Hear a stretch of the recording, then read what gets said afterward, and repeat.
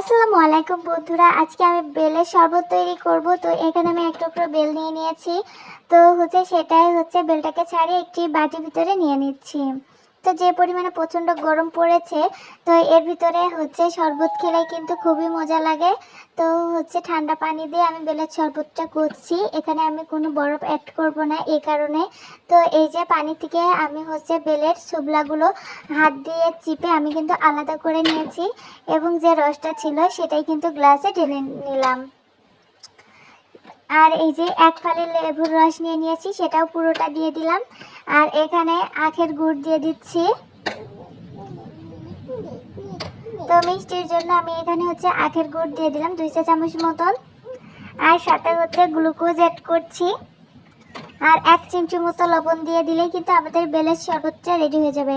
আর bell আমাদের শরীরের জন্য কতটা উপকারী তা তো আমরা সবাই জানি।